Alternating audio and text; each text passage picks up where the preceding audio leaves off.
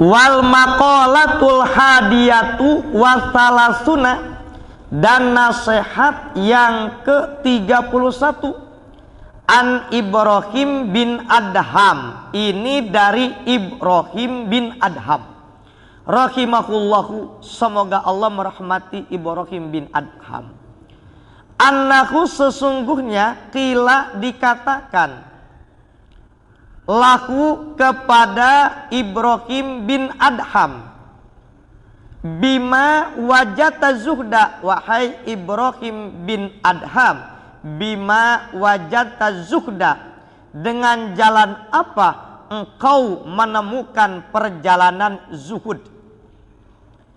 Ay bi ayyi syai'in ahbabta taraka rohatad dunya tolaban li rohatil akhirah. Dengan sababia perkara apa engkau mencintai meninggalkan kesenangan dunia mencari kesenangan akhirat. Jadi Ibrahim bin Adham itu adalah sosok orang yang zuhud, yang ingin mengambil akhirat sepenuhnya, meninggalkan dunia sepenuhnya, hanya ngambil hanya ala kadarnya doang aja. Gitu. Ditanya, kan tajub kalau ada orang yang begitu, kita kagum nggak? Ya kagum gitu, kita habis itu. Ditanya Ibrahim, bima wajata zuda, Ibrahim bin Adham, perkara apa, jalan apa yang menemukan engkau kepada perjalanan zuhud? Sedangkan kalau dilihat background Ibrahim bin Adham, ruya annahu kana sultanan fi baladihi, asalnya diriwayatkan sesungguhnya Ibrahim bin Adham itu sultanan, seorang raja, fi baladihi, di negerinya. Jadi asalnya Ibrahim bin Adham sebelum zuhud dulunya itu seorang kalau raja hidupnya mewah nggak kira-kira? Megah nggak? Ya megah dan mewah lah. Namanya juga apa? Raja, namanya raja. Fataroka sultanan, fataroka sultanata, maka kemudian Ibrahim bin Adham itu meninggalkan kerajaannya. Demi apa? Wajtahada fil ibadati, demi bersungguh-sungguh ibadah, fi Makkah, di kota Mekah, wa ghairiha, dan selain Mekah. Bayangin Ibrahim bin Adham, seorang raja yang kaya raya, yang bergelimangan dengan harta, apa saja yang ia inginkan bisa, apa yang ia tunjuk terwujud, rela meninggalkan kekuasaan demi ingin fokus apa tadi? Akhirat. Kita mau boro-boro, justru kita mau berebut ingin jadi apa? Kita mau berlomba-lomba ingin jadi apa? Ingin jadi raja, ingin jadi pemimpin. Ibrahim bin Adham dibalik, ini lagi cerita Ibrahim bin Adham dibalik, dia sudah jadi pemimpin, dia sudah jadi raja. Masya Allah. Makanya waktu itu orang-orang kaget, hebat ya Ibrahim bin Adham, dia seorang mah pengen jadi raja.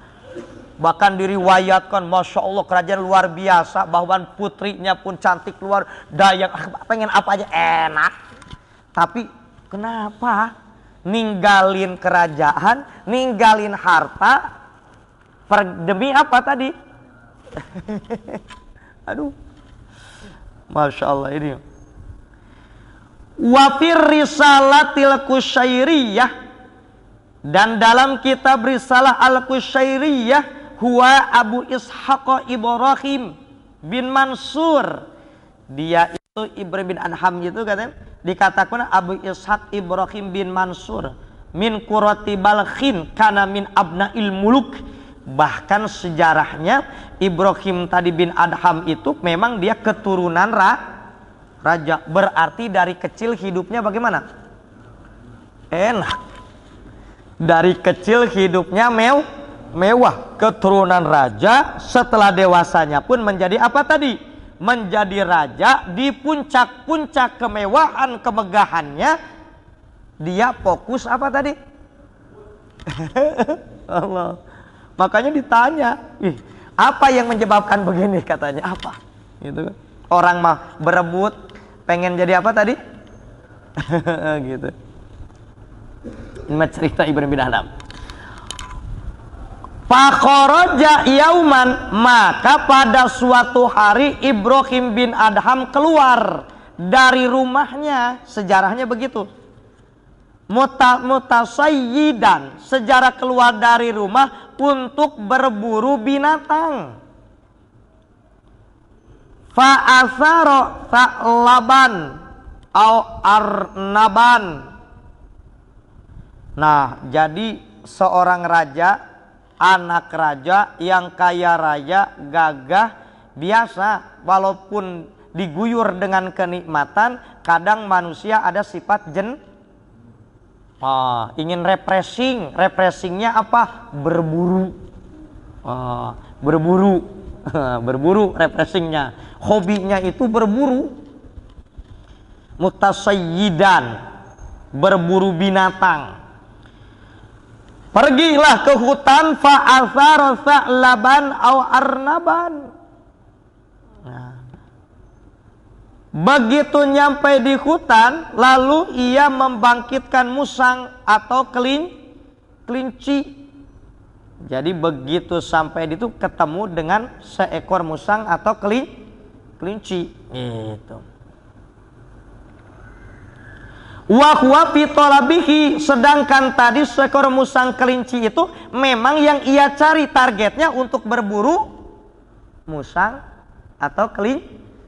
Tiba-tiba melihat seekor musang atau kelinci gitu. Nah, kemudian kebetulan nih turun, kan zaman dulu mah belum ada Alfa. Raja itu naiknya naik apa? Kuda kendaraannya, onta gitu zaman dulu. Tapi itu pun udah kendaraan yang paling hebat pada zamannya. Turun dari kendaraannya, kalau bahasa sekarang mah ya, kemudian dia memegang apa? Senjata. Kalau bahasa sekarang mah siap-siap mau menembak buruannya. Begitu dia lagi membidik buruannya, tiba-tiba fahatapa bihi hatipun. Begitu mau menembak musang atau kelinci, datang terdengar suara tanpa wujud. Jadi ada suara tanpa wujud. Suaranya doang begini. Ya Ibrahim, wahai Ibrahim, him. Begitu kalau di film. Gitu. Lagi begini aja tuh, membidik apa tadi? Musang atau kelinci. Tiba-tiba ada suara, tapi nggak ada orangnya. Suara itu berbunyi, ya Ibrahim, wahai Ibrahim, alihadza khuliqta, apakah engkau diciptakan untuk begini doang, untuk hura-hura doang, untuk senang-senang doang? Ambihadza umirta, apakah untuk ini saja kamu diperintahkan? Ibrahim bin Adham, kamu dijadiin anak raja, kamu udah diberikan kenikmatan yang banyak. Apakah kamu hidup ini hanya untuk leha-leha saja? Untuk bersenang-senang saja? Apakah memang kamu hidup diperintahkan untuk senang-senang doang, untuk happy-happy doang, tanpa mengingatkan bekal akhirat, tanpa mempersiapkan ibadah untuk bekal akhirat? Itu ada suara tanpa apa? Bunyinya seperti kira-kira kalau kita di tengah hutan ada suara, nggak ada orangnya bagaimana? Kabur. Jangankan di tengah hutan, kita tengah malam ceritanya mau tahajud, mau mengambil air wudhu ke dapur, tiba-tiba ada suara, nggak ada wujudnya, nggak ada orangnya, ada suara doang. Kira-kira jadi gak wudhunya? kabur gitu. Aduh. Masya Allah. Ibrahim bin Adham. Summa hatafa bihi ayuban. Kemudian suara itu terus ada lagi, terus bisikan itu, suara itu ada lagi. Min korbusin sarjihi, dari yaitu bagian lengkungan pelana kudanya. Begitu dia bengong tuh, mau berhenti, tidak jadi melepaskan tembakannya, tiba-tiba datang lagi itu suara dari dekat lengkungan pelana kudanya. Gitu. Ada lagi suara susulan, wallahi ma li hadza khuliqta. Ini lebih tandes suaranya, wallahi demi Allah, Ibrahim bin Adham, ma li hadza khuliqta, apakah untuk ini saja engkau diciptakan? Wala bihadza umirta, dan tidak untuk ini diperintahkan. Fanajala andabatihi, maka dia turun daripada kudanya. Jadi begini, tadi begitu mau berburu ketemu apa, seekor apa tadi? Usang. Atau begitu dibidik mau ditembak ada apa? Ada suara. Suaranya Ibrahim bin Adham, apakah untuk begini doang kau diciptakan penuh kenikmatan itu? Akhirnya kagak jadi, kaget, lari ke kuda, mau apa? Ceritanya mau begitu deket kuda tuh, deket apa namanya lengkungan kuda itu ada suara lagi ngomong, hei Ibrahim bin Adham, apa untuk ini saja kamu diciptakan? Sebetulnya kamu diperintahkan bukan untuk ini saja. Tiba-tiba kata Ibrahim bin Adham, setelah ada suara tersebut, maka kata Ibrahim bin Adham, kebayang kuburan. Jadi sadar, setelah ngedengar suara tadi, kebayang kuburan. Sadar, ingat apa? Kira-kira orang kalau udah ingat mati lemes nggak? Lemes. Ibrahim bin Adham yang angkuh, yang gak gitu kan. Ketika mau berburu ada suara, kemudian ingat kematian, ingat kubur, jadi apa? Lemes gitu. Jadi lemes. Kata orang Sunda leles.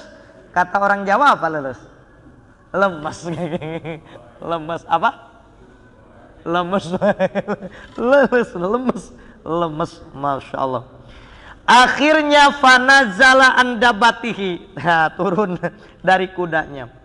Wasada paroian, langsung dia menemui pengembala kambing, li abihi, pengembala kambing bapaknya.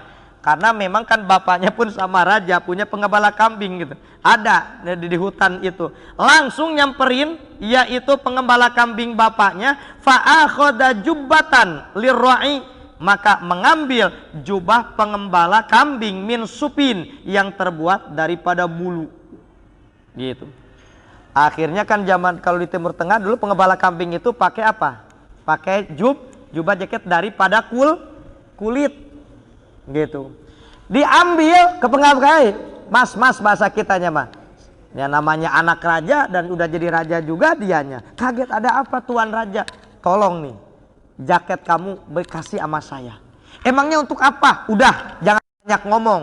Nanti kamu saya kasih kuda beserta seluruh perbekalan, harta, emas, uang yang berada di kuda. Mau nggak kamu ditukerin tuh sama jaket kamu? Kalau ada bapak nih lagi jalanin pakai jaket, ada orang turun dari Alphard, nyamperin bapak, woi mas, saya minta jaketnya ya, tukerin nih, ditukerin apa? Tuh silakan Alphard bawa, plus ada di dalamnya ATM, duitnya, emasnya, silakan buat mas, tapi saya minta jaket doang. Mau nggak kira-kira? Mau nggak pak? Mau nggak? Bapak lagi jadi. Mudah-mudahan pulang jarak di luar Batang nanti ngalamin seperti itu. Tiba-tiba dia ngasih rezeki gede. Ini ceritanya nih. Itu kan kuda itu kalau zaman sekarang mah apa? Alphard lah, Pajero gitu. Zaman dulu mah ceritanya gitu. Kudanya pun bukan kuda yang biasa.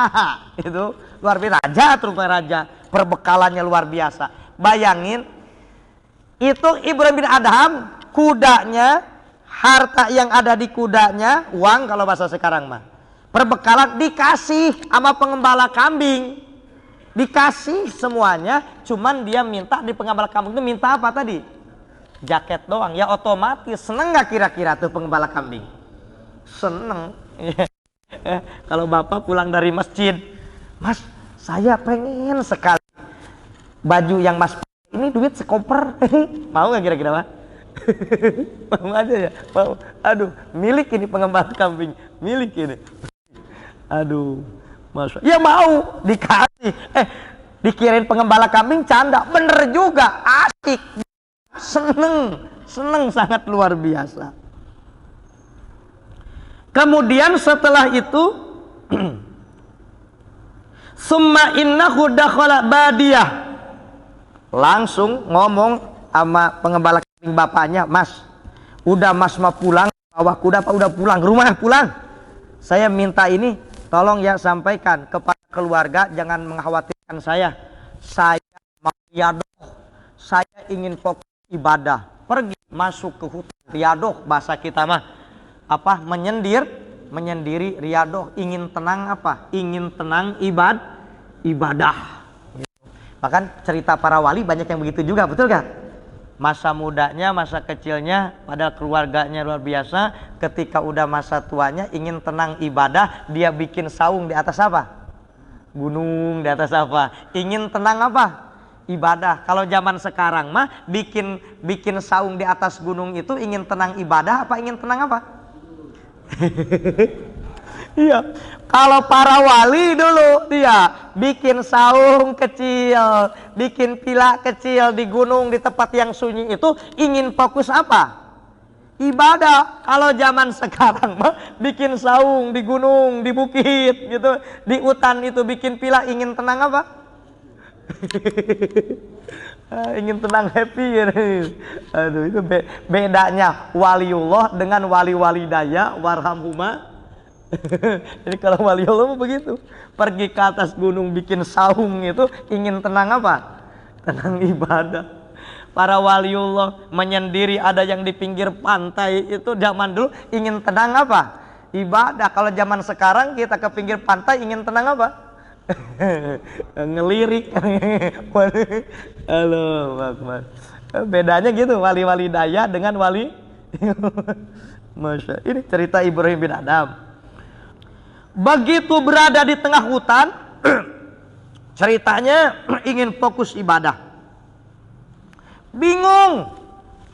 Begitu di tengah hutan mau ibadah bingung. Kenapa? Ilmunya belum punya. Karena anak raja, anak dimanja, dari kecil kurang begitu belajar ilmu bingung. Pas ingin ibadah menyendiri fokus di tengah hutan, ilmunya belum ada, kan bingung. Akhirnya Ibrahim bin Adham itu summa dakhala Makkah, dari hutan itu keluar lagi, pergi mana? Ke Mekah. Untuk apa? Untuk belajar ilmu dulu, pesantren bahasa sekarang mah, belajar ngaji. Wasahiba bi Sufyan Tsauri. Nah, belajar ngajinya di Mekah kepada Imam Sufyan Tsauri, wal Fudail bin Iyad, dan kepada Syekh Fudail bin Iyad. Jadi tadinya asalnya glamor hidupnya, karena udah umur juga, udah agak dewasa lah, setengah tua, mendengar suara kebayang kuburan. Ingat, karena dari kecil belum sempat apa? Ibadah gitu. Belum sempat mempersiapkan bekal kubur, bekal akhir. Ingat mati itu, ingin mempersiapkan itu, ingin fokus ibadah. Lari kemana? Ke hutan. Di tengah hutan mau ibadah bingung, nggak punya apa? Ilmunya. Akhirnya keluar lagi dari hutan, hijrah, pergi kemana? Ke Mekah, belajar di Imam Sufyan Tsauri dan kepada Syekh Fudail bin Iyad. Belajar apa tadi? Belajar ilmu agama. Ngaji, belajar ngaji. Kemudian setelah beres belajar ngaji, wadakhala Syam, dia pergi ke Syam, wa mata biha, meninggal di Syam, wa kana yaqulu min amaliyadih, dia itu adalah makan dari hasil kerja kerasnya, misdul hasadi, seperti yaitu dia itu misdul hasadi wahib dil basatin, ya, seperti dia itu apa namanya, memanen, kuli panen, kuli menanam, mengurus wahibdil basatin, mengurus kebon, jadi kuli lah, jadi kuli. Bayangin Pak, dari anak kaya dapat inget apa tadi? Mati gitu, merasa diri kurang apa? Kurang bekal. Akhirnya tadi memutuskan ingin riadoh di mana? Di hutan, tapi menyadari pas mau riadoh nggak punya apa tadi? Akhirnya pergi belajar kemana? Ke Mekah kepada Imam Sufyan Tsauri dan Syekh Fudail bin Iyad. Setelah belajar punya ilmu, oh ternyata mau ibadah nggak mesti di hutan gitu. Maka pergilah ke Syam, menjadi hidup menjadi rakyat biasa dalam keadaan punya Akhirnya sisa hidupnya di masa tuanya ia ibadah sesuai dengan keilmuan yang ia dapatkan dari Imam Sufyan Tsauri dan Syekh Fudail. Adapun untuk makan dia sampai rela jadi kuli apa? Jadi tukang kebun hingga meninggal dunia. Demi ingin apa dia tadi? Demi ingin apa tadi? Gitu, Masya Allah. Makanya itulah Ibrahim bin Adham. Maka termasuk katanya salah satu orang soleh, salah satu waliullah. Itu luar biasa ya. Wah, kalau kita mah bisa nggak begitu ya? Kita masih berat, masih berat. Ya udah minimal kita mah begini aja dah. Ya, waktunya kerja, waktunya ngaji, waktunya ibadah. Kita udah begini. Alhamdulillah begini. Kan tadi mah ceritanya Ibrahim bin Adham dari kecilnya hidupnya apa? Mewah, senang-senang saja gitu. Sampai kagak ibadah, kagak amal soleh. Tiba-tiba ingat apa? Mati, lemes, ingat mati, lemes. Ya Pak, jangankan Ibrahim bin Adham, kita aja jujur, kalau ingat kalau kita tiba-tiba ingat mati gitu, berasa kubur itu berasa di depan mata, kira-kira lemes nggak? Lemes ya? Wih, yang tadinya males wudhu pun semangat wudhu, yang tadinya males sholat jadi semangat, yang tadinya males zikir jadi ingat apa? Itulah. Waduh, Allahu Akbar. Inilah Ibrahim bin Adham mendapat hidayah sehingga dia menjadi sosok orang yang zuhud. Masya Allah. Qala ay sayyiduna Ibrahim bisalasati asya'a. Tuh, kata Ibrahim bin Adham, saya sadar itu karena 3 perkara. 1, ra'aitul qabra muhishan, karena aku melihat kebayang, yaitu kuburan itu tempat yang sepi. Jadi gara-garanya kebayang apa tadi? Kuburan gitu. Walaisa ma'i mu'nisun gitu. Dan tidak ada bersamaku yang menentramkan, mayuskini kolbi, tidak ada yang menenangkan hatiku gitu. Jadi karena 1 ingat apa tadi? Ingat apa? Kuburan ya. Menjadi sababnya Ibrahim bin Adham orang yang zuhud itu semangat ibadah sehingga meninggalkan kerajaan harta gara-gara ingat apa tadi? Ingat apa? Kubur, ingat mati. Yang kedua, wara'aitu tariqan tawilan musafatan ba'idan fil akhirah walaisa ma'i zadun. Yang kedua, terbayang olehku, terpikir olehku jalan panjang menuju negeri akhirat walaisa ma'i zadun, dan aku belum mempersiapkan bekal. Kebayang perjalanan akhirat masih jauh sedangkan aku belum punya bekal katanya. Aduh. Sehingga aku termotivasi mempersiapkan bekal katanya. Yang ketiga, wara'aitul jabbaro, aku terbayang dalam pikiranku. Jadi melihat di sinilah kebayang maksudnya gitu, terpikir al-jabbar, zat Allah yang maha perkasa, ay alladzi yakharul ibadi ala kulli ma arada, yaitu zat yang memaksa hambanya atas segala sesuatu yang ia kehendaki. Qadiyan, dia adalah Allah seorang qadi, seorang hakim, walaisa li hujjatun, sedangkan aku kalau di hadapan Allah, zat yang al-jabbar, zat hakim yang maha adil, belum memiliki hujah, memiliki alasan, ya dulu ala sihati da'waya, belum memiliki alasan yang kuat untuk nanti menghadapi persidangan di mahkamah Romadiyah, di pengadilan Allah Subhanahu. Maka oleh karenanya selagi aku berikan nikmat umur yang panjang, kata Ibrahim, maka masa tuaku aku gunakan fokus mempersiapkan bekal apa tadi? Bekal akhirat, sehingga kudanya rela disodakohkan demi apa? Demi bekal akhirat. Yo, semangat sedekah, semangat ngaji, semangat ibadah. Itulah Ibrahim bin Adham. Masya Allah, dapat hidayahnya di masa apa tadi? Di masa tuanya. Nah, mudah-mudahan kita pun di masa tua dapat hidayah, dapat taufik, ya, sehingga kita husnul khotimah seperti Ibrahim bin Adham. Amin ya Allah ya Rabbal alamin. Ya, Isya. Nanti setelah dan Isya kalau ada pertanyaan, 2 pertanyaan. Ada pertanyaan? Ya, Pak Haji. Assalamualaikum warahmatullahi wabarakatuh, Ustaz. Waalaikumsalam warahmatullahi wabarakatuh. Ya, Pak Haji. Gini, Ustaz. Saya ini punya saudara. Umur sudah 50. Penghasilan cukup. Rumahnya tempat. Tapi nggak mau nikah, Ustaz. Sholatnya, ibadahnya juga rajin. Yang sepingin saya tanyakan, orang kalau nggak nikah itu nggak diakuin umatnya Nabi Muhammad SAW. Lainnya yang tanyakan, ibadahnya, amalnya itu diterima oleh Allah Subhanahu Wa Taala atau enggak, Ustaz?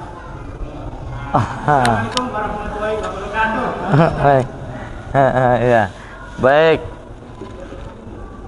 Tergantung motivasinya. Kalau seseorang itu tidak menikah karena tadi, karena ada yang lebih nikmat ibadah ketimbang nikah, seperti Imam Ghazali. Imam Ghazali itu tidak menikah. Kenapa? Karena tidak ada waktu untuk menikah, karena sibuknya saking enaknya nuntut ilmu, mengajarkan ilmu, nyusun kitab. Jadi alasan tidak menikahnya itu bukan karena alasan istri nggak takut keempanin, bukan karena alasan ketakutan khawatir masalah dunia, tapi karena sudah menemukan ibadah ilmu lebih nikmat ketimbang jima gitu. Jadi merasakan kelezatan yang lain. Kalau alasannya seperti itu pengecualian. Nah, yang dikatakan tadi, kalau yang dikatakan tidak tidak umat Nabi itu mah orang yang tadi hartanya cukup, ya, umurnya cukup, dan dia pun birahinya sudah tinggi, tapi dia ini ada kekhawatiran yang sifatnya dunia, enggak mau nikah itu karena enggak mau ribet, enggak mau apa, sedangkan ibadah juga misalkan tidak, bahkan ketika menyalurkan nafsunya bukan dengan nikah.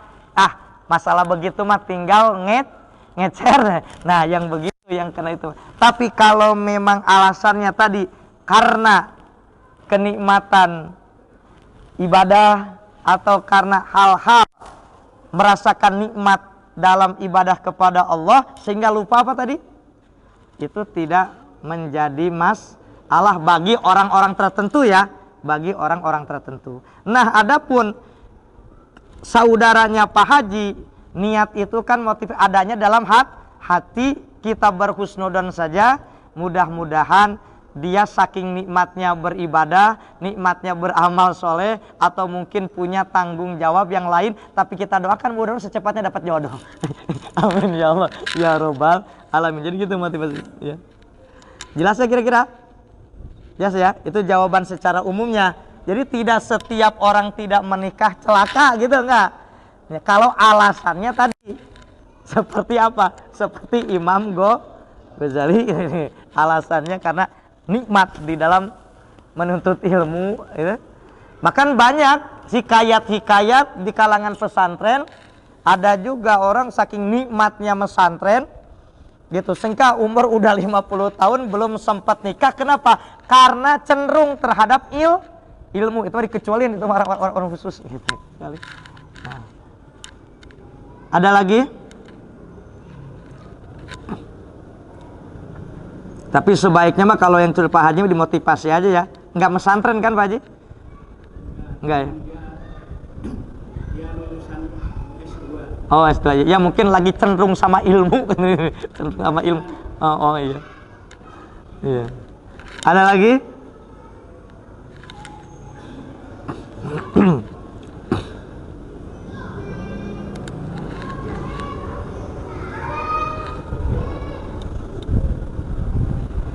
Ada pertanyaan lagi? Hah? Udah, baik. Oh iya. Waalaikumsalam warahmatullahi wabarakatuh. Iya. Iya. Iya. Baik. Takdir, ada qada. Nah, kalau belum terjadi rencana awal, ketetapan awal dari zaman qada. Kalau sudah kejadian disebutnya takdir, sudah keputusan. Takdir tidak bisa dirubah karena sudah terjadi. Jadi takdir itu sesuatu yang sudah terjadi, namanya takdir. Cuman kadang yang terkenalnya bahasa takdir, padahal sebelum takdir itu ada qada, ada rencana awal, ada ketetapan awal dari zaman azalinya. Nah, setelah kejadian di alam dunia baru itu menjadi takdir.